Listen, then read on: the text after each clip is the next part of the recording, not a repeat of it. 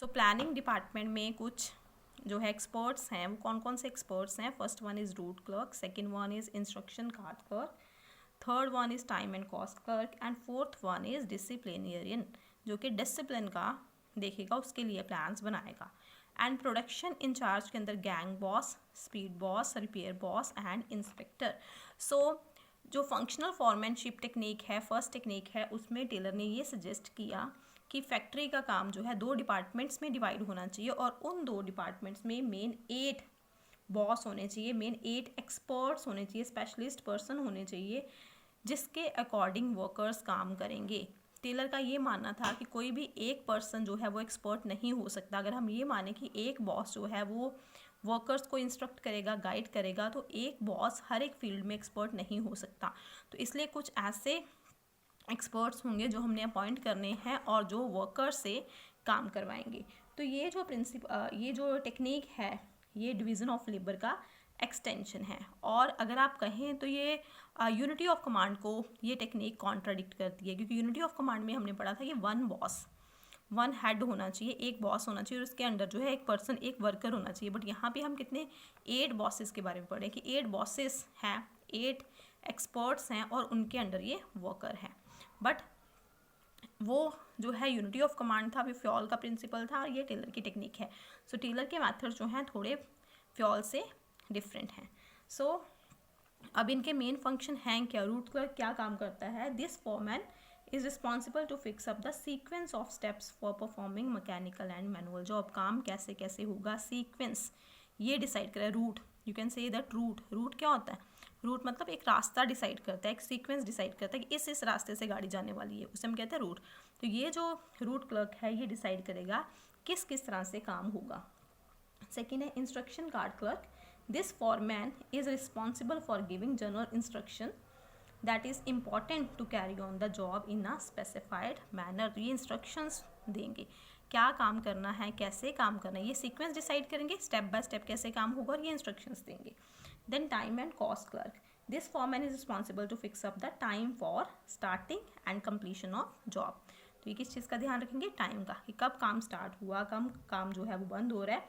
और इसके साथ साथ कॉस्ट शीट भी बनाएंगे हर एक जॉब के लिए, इतना जो है कॉस्ट आनी चाहिए इस प्रोडक्ट को बनाने के लिए। इससे क्या होगा? इससे टाइम जो है वो भी सेव हो रहा है, कंट्रोलिंग हो रही है टाइम के ऊपर, चेकिंग हो रही है, प्लस कॉस्ट भी जो है वो रिड्यूस हो रही है और वेस्टेज कम से कम होगी। उसके बाद नेक्स्ट जो है, next foreman is responsible for performance of job in orderly and systematically way. तो ये डिसिप्लिन इंचार्ज है। तो डिसिप्लिन का देखेगा कि हर एक जो वर्कर है वो अच्छे से काम कर रहा है कि नहीं, जो उसको काम दिया गया उसे अच्छे से परफॉर्म कर रहा है कि नहीं, तो ऑर्डरली वे से, सिस्टमेटिक वे से काम हो रहा है या नहीं हो रहा। उसके बाद प्रोडक्शन इंचार्ज कौन कौन से आएंगे इसमें जो फॉरमैन होंगे? तो there are 4 foreman under this production department, और you can say that operational department. First one is gang boss. He arranges all the machines, tools and other resources required for performance of the job so that there is no delay. तो सारे के resources जो हैं उनको arrange करवाएगा gang boss, चाहे वो machinery है, चाहे टूल्स हैं। किसी वर्कर को मशीनरी से रिलेटेड, टूल से रिलेटेड कोई प्रॉब्लम आती है तो गैंग बॉस उसको हैंडल करेगा। Then speed boss, this foreman assures timely completion of job. देखो, टाइम एंड कॉस्ट क्लर्क ने स्टार्टिंग टाइम और एंडिंग टाइम बता दिया। अब स्पीड बॉस क्या देख रहा है कि ये देख रहा है कि टाइम से काम खत्म हो रहा है कि नहीं हो रहा। सो रिपेयर बॉस, किसी भी तरह की कोई भी प्रॉब्लम आती है रिपेयर से रिलेटेड तो ये जो है वो काम करेगा। टूल्स, मशीनरी से रिलेटेड कोई प्रॉब्लम आती है, रिपेयर करनी पड़ती है, तो रिपेयर बॉस काम करेगा। Then inspector, this boss keeps a check on quality control of the output. तो इंस्पेक्टर का काम क्या होता है? इंस्पेक्ट करना, चेक करना, क्वालिटी के ऊपर चेक करना। सो इनके अंदर जो है ये वर्कर्स आएंगे और ये वर्कर्स इनके अंडर काम करेंगे और ये 8 बॉसेस हैं जो कि इंस्ट्रक्ट कर रहे हैं वर्कर्स को। So this is called functional foremanship. This is the first technique of scientific management. Second technique बेटा, standardization and simplification of work. So there are 2 concepts. First one is standardization. Standardization का मतलब होता है standard decide करना, quality का standard decide करना, product की quality का स्टैंडर्ड डिसाइड करना कि इस क्वालिटी का प्रोडक्ट होना चाहिए। ए ग्रेड का प्रोडक्ट है तो इसमें ये फीचर्स होने चाहिए, बी ग्रेड का प्रोडक्ट है इसमें ये फीचर्स होने चाहिए। तो सिर्फ क्वालिटी की यहाँ पे हम बात नहीं करेंगे। Standardization means right quality product as well as setting up standard for size. क्या साइज होना चाहिए प्रोडक्ट का, किस टाइप का प्रोडक्ट हो, वेट कितना हो प्रोडक्ट का, उसे मैयर करना, मेजरमेंट उसकी करना। सो ये सारी चीज़ें जो है स्टैंडर्डाइजेशन में आ जाएगी। तो स्टैंडर्डाइजेशन का मतलब सिर्फ ये नहीं कि सिर्फ हमने क्वालिटी ही जो है फिक्स करनी है कि एक क्वालिटी का प्रोडक्ट हो, उसके साथ साथ हमने ये भी देखना है कि उसका साइज़ कितना होना चाहिए। एक टाइप के प्रोडक्ट का जो साइज़ है वो सेम होना चाहिए, उसका वेट सेम होना चाहिए। सो इसे हम कहते हैं स्टैंडर्डाइजेशन। सो ऑब्जेक्टिव क्या है स्टैंडर्डाइजेशन के? स्टैंडर्डाइजेशन जो है क्यों किया जाता है? To reduce a give line of product to fix type size and characteristics. तो स्टैंडर्डाइजेशन इसलिए ताकि जो है फिक्स टाइप साइज और करेक्टरिस्टिक्स रहें एक तरह के प्रोडक्ट में। सो स्टैंडर्डाइजेशन से क्वालिटी जो है वो मेंटेन रहती है। नेक्स्ट वन आता है simplification. What do you mean by the simplification? So in simplification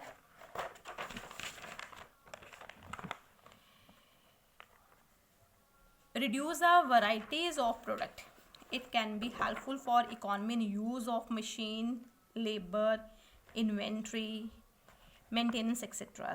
So simplification का मतलब है कि अगर कोई फर्म, कोई ऑर्गेनाइजेशन डिफरेंट प्रोडक्ट प्रोड्यूस कर रही है, वैराइटीज़ प्रोड्यूस कर रही है, एक तरह के प्रोडक्ट की डिफरेंट वैराइटीज़ हैं, तो उससे अगर फर्म को किसी खास तरह का प्रॉफिट अर्न नहीं हो रहा तो फर्म को क्या करना चाहिए? वैरायटी को क्लोज कर देना चाहिए। तो एक ही तरह के प्रोडक्ट को प्रोड्यूस करना चाहिए। एक तरह के प्रोडक्ट को प्रोड्यूस करने का जो सबसे बड़ा बेनिफिट है वो ये होता है कि उससे मशीनरीज़ की भी कम ज़रूरत पड़ेगी। पहले हम अलग अलग वैरायटी के प्रोडक्ट्स बना रहे हैं तो हमें ज़्यादा मशीनरीज़ की ज़रूरत पड़ रही है, लेबर जी भी अलग अलग तरह की हमें जो है हायर करनी पड़ रही है, इन्वेंट्री स्टॉक भी हमें अलग अलग तरीके का जो है वो मैनेज करना पड़ रहा है। तो इससे हमें बेनिफिट कुछ नहीं हो रहा, प्रॉफिट कोई खास अर्न नहीं हो रहा, तो हमें वैराइटीज़ को रिड्यूस करना चाहिए।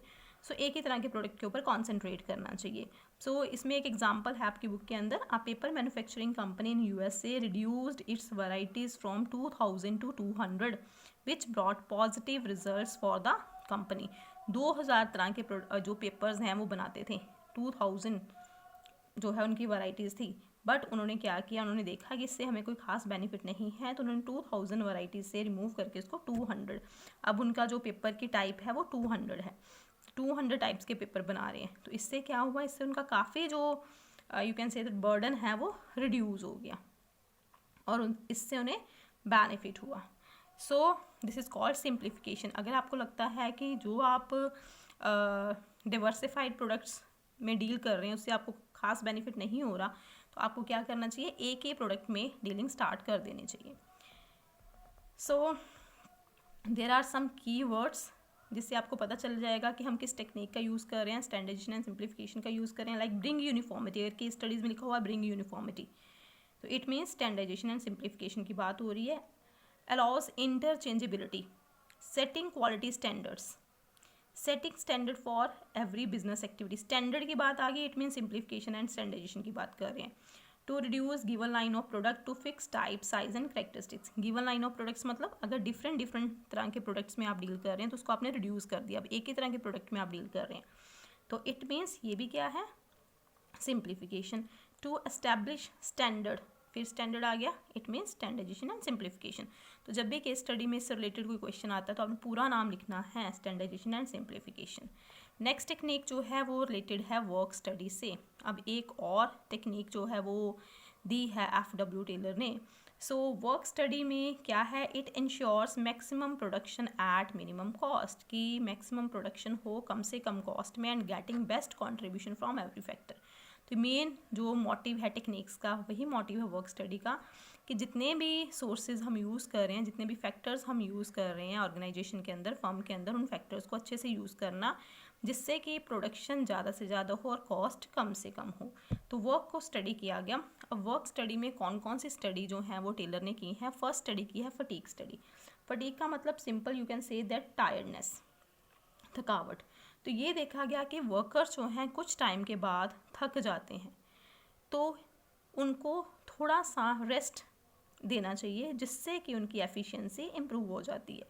तो टेलर ने एक्सपेरिमेंट्स किए कि कितने रेस्ट इंटरवल्स जो हैं वो हमें वर्कर्स को देने चाहिए एक दिन में, किस टाइम पर रेस्ट इंटरवल देना चाहिए और रेस्ट इंटरवल का टाइम कितना होना चाहिए। रेस्ट इंटरवल मीन्स ब्रेक का टाइम कितना होना चाहिए, क्योंकि ये देखा गया पहले एक वर्कर पर इस एक्सपेरिमेंट को किया गया, उसके बाद ज़्यादा वर्कर्स पर किया गया। जब ये टेक्निक सक्सेसफुल हो गई, जब ये देखा गया कि रेस्ट देने के बाद जो वर्कर हैं वो एफिशिएंट हो जाते हैं, उनकी एनर्जी लेवल जो है वो हाई हो जाता है, तो इस टेक्निक को फिर ऑर्गेनाइजेशन में इम्प्लीमेंट किया गया।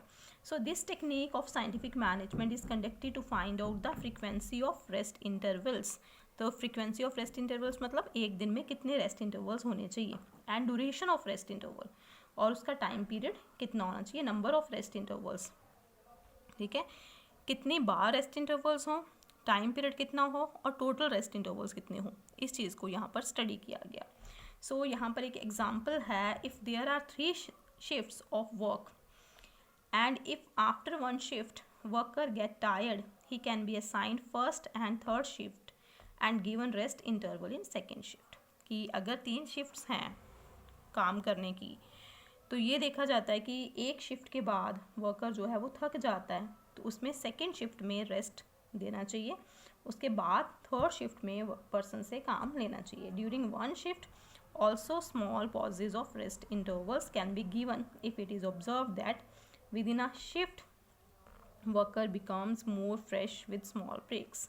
और अगर आपको ये लगता है कि एक शिफ्ट में भी अगर आप 5 मिनट का 10 मिनट का ब्रेक दे देते हैं, अगर एक शिफ्ट 4 घंटे की है और उसमें भी आप 5 या 10 मिनट का ब्रेक दे देते हैं और आप ये देखते हैं कि वर्कर्स का एनर्जी लेवल इंक्रीज़ हो जाता है, तो आपको उस टाइम पीरियड में भी एक उनको ब्रेक देना चाहिए। तो इसी तरह से होता है, आप देखते हैं स्कूल्स में भी आपको ब्रेक मिलता है, अगर देयर आर 6 लेक्चर्स, 3 लेक्चर्स के बाद ब्रेक होती है, जिससे क्या होता है आपका एनर्जी लेवल इंक्रीज़ हो जाता है। तो ये जो ब्रेक का सिस्टम है टेक्निक से